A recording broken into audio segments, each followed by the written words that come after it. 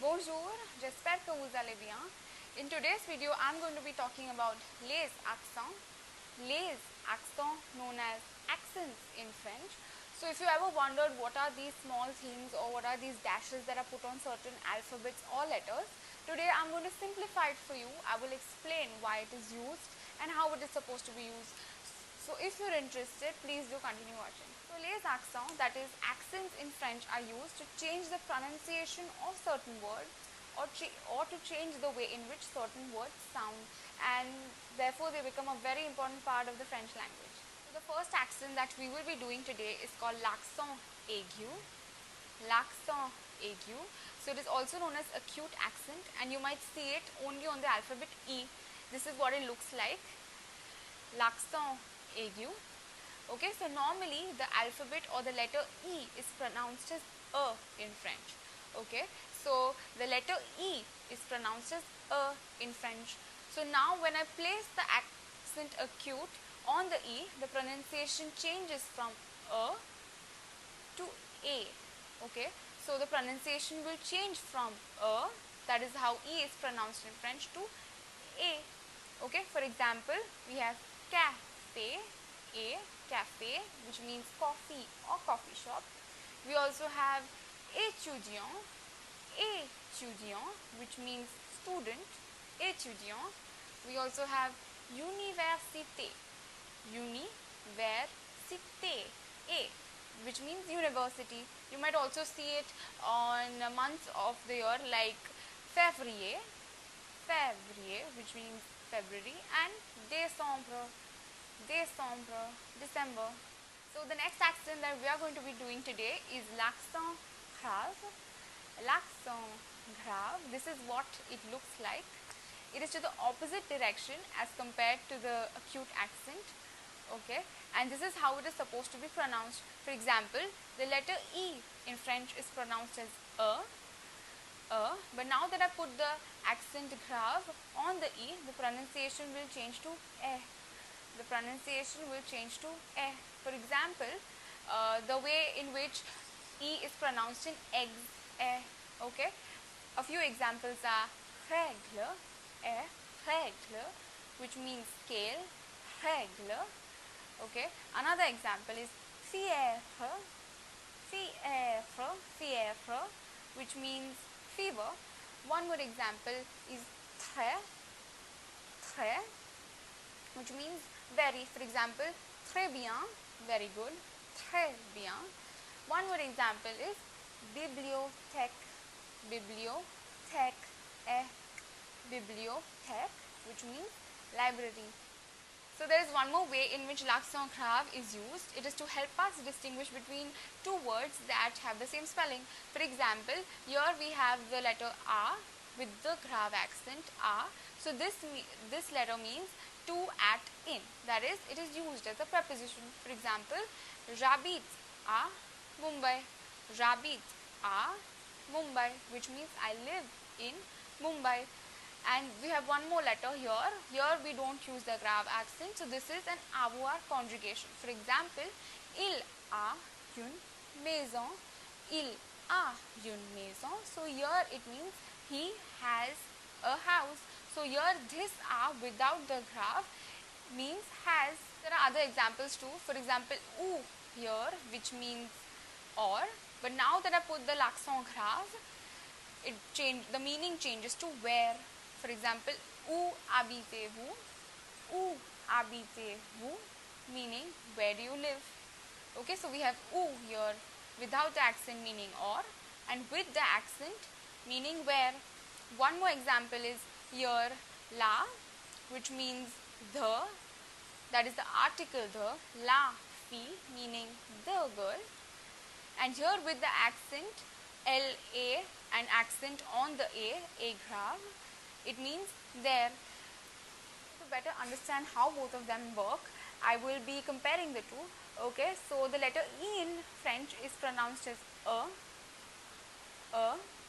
but now that I put the accent acute, the pronunciation changes from A to A. Cafe, A, étudiant, école. Okay, so the l'accent aigu changes the pronunciation from a to a, but l'accent grave will change the pronunciation from a to e. Okay, a to e. Okay, for example, we have règle, scale or ruler. We have après, which means after. We also have fièvre, fièvre, which means fever. So l'accent aigu will change the pronunciation of a to a, and l'accent grave will change the pronunciation from a to e. For example, the e, that is how the letter e is pronounced in eggs, e, eggs. Moving on to the next one, we have la c'est-dire, also known as cedilla. This is what it looks like. It is normally used below the alphabet C. For example, I have garçon, the word garçon, garçon. So now that I've put the cedilla below the C, it is pronounced as garçon. But if I remove the cedilla, then the pronunciation changes to garcon, garcon. So this is how, by adding the cedilla below the C, the pronunciation changes from the K sound, garcon, to the S sound, garçon. Okay, one more example is français, français, which means French, français. Okay, so now if I remove the cedilla, it will be pronounced as franquet, franquet. So this is how the cedilla is used to change the pronunciation of words from the K sound to the S sound, français, garçon. So the next one that we are going to be doing is le tréma. Le tréma, this is what it looks like, the two dots, le tréma. So this is basically used to help us pronounce two vowels separately that are placed together. For example, we have mais, mais, which means corn. So now because there is a trema, I am pronouncing the two vowels a and I separately, mais. If I remove the trema, so then this is how the word will be pronounced, may, which means but. So this is how the trema helps us to pronounce the vowels separately that are placed together. One more example is Noel, Noel, which means Christmas. Another example is naïf, which means innocent. So the next one that we are going to be doing is l'accent circonflexe, l'accent circonflexe. This is what it looks like. It is also known as the circumflex accent, l'accent circonflexe. Okay, in many words it simply sounds as the l'accent grave. For example, we have fête, fête. Okay, so here it sounds just as the l'accent grave. Fête means party or a festival. Fête. Okay. Another example is forêt, forêt. Okay, which means a forest. So in many places this accent is simply used to indicate the disappearance of certain letters. For example, we have the word hospital in English, hospital, which changes to hôpital.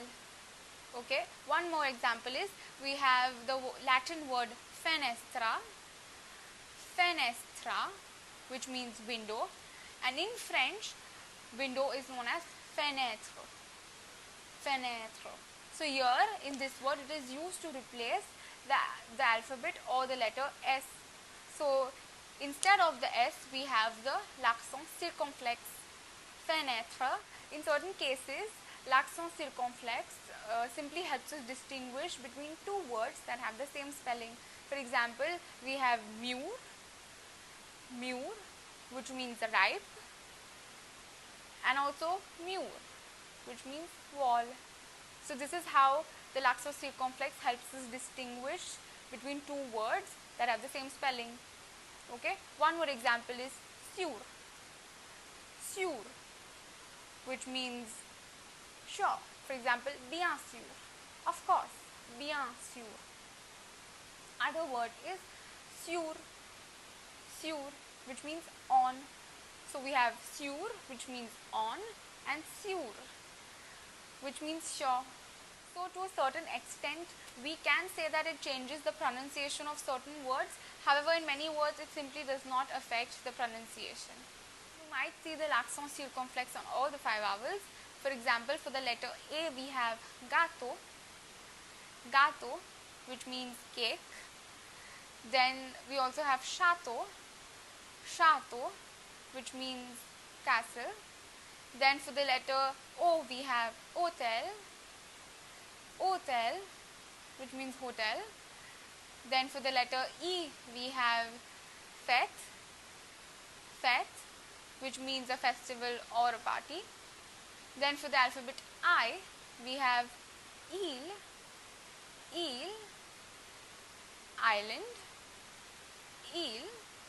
You might also see it on the alphabet U. For example, sur, sur, as in sure, sur. So this is it for today's video. I hope now you have a better and a clearer understanding of les accents and why are they used and how are they supposed to be used. So I will be making more videos related to French and many other grammar topics. So if you're interested, please do continue watching and do follow the V-Skill Technology accounts on Instagram, Facebook, and thank you so much for watching. Merci beaucoup. À bientôt.